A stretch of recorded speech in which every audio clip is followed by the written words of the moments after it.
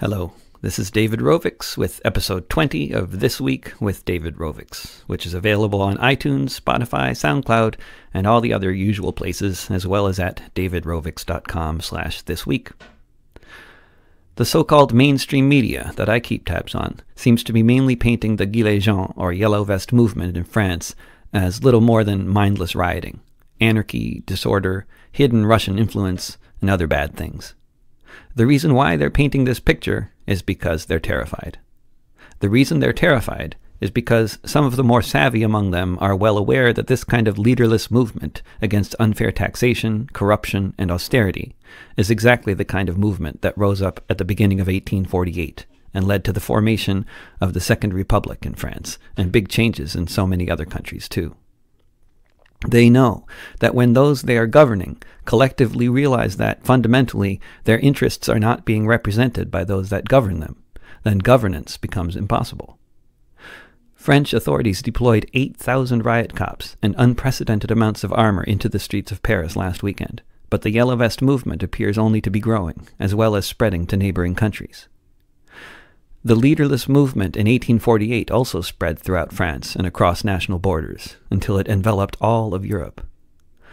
Most of the monarchies in Europe at the time were at least temporarily overthrown by popular revolt, very much including in France, whose previous ruler had been a banker back then too. The ripple effects of this pan-European popular revolt were felt around the world in different ways, with veterans of the revolts going on to lead further revolts in Australia and elsewhere. Despite all efforts to vilify the movement, despite the burning banks and charred remains of sports cars in central Paris, as people in yellow vests gather on highways throughout the country to shut it down for another day, all polls indicate the movement is overwhelmingly popular among the French public, unlike their very unpopular banker-turned-president, Macron. Disaffection with mainstream political parties, which have proven themselves unable to rise to the challenge of feeding their people throughout Europe and so much of the world, has given rise to the growth of parties, both right and left, who at least appear to be united in their opposition to austerity and their support for the interests of their working-class populations. But this movement is not led by any political party, and the movement's demands are fundamental in nature, never being just about Macron's latest regressive tax. That was only the catalyst that got this engine moving. Where the car is going is anybody's guess. Popular revolts are never neat. Uprisings are messy in nature. People who are being spat on by arrogant, elitist rulers, passing regressive taxes on the working class while removing taxes on the rich and then telling the rabble to tighten their belts to save the climate, will react in different ways, not all of them noble.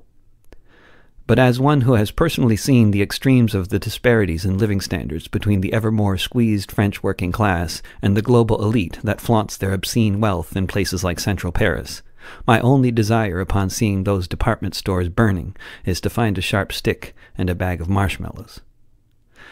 If my wife were not currently 8.5 months pregnant, I'd be using my frequent flyer miles and taking my French-speaking daughter on a holiday trip to Paris next week. As it is, I'll just have to settle for getting regular updates from my friends who happen to be lucky enough to be living in France at this historic juncture. The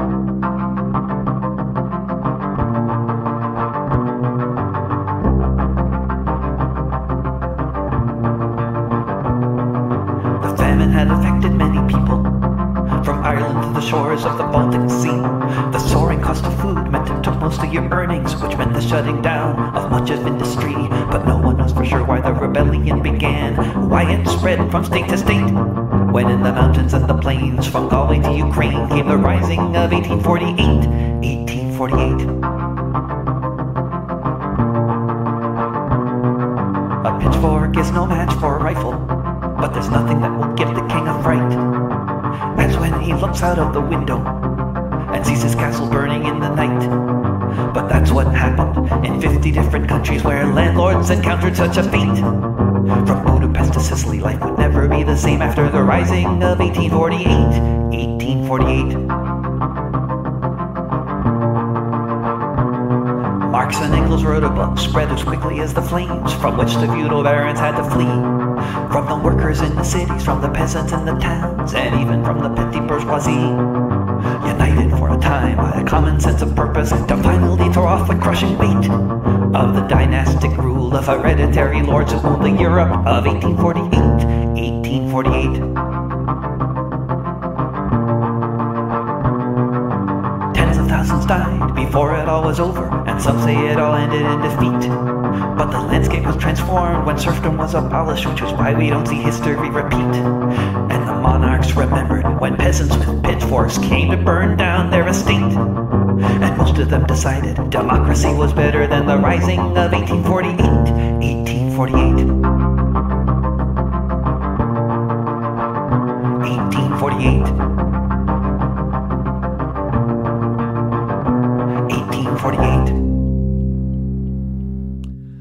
I hope you've enjoyed another episode of This Week with David Rovics. If you like the podcast, please feel free to share it with folks and to post a review of it somewhere or other.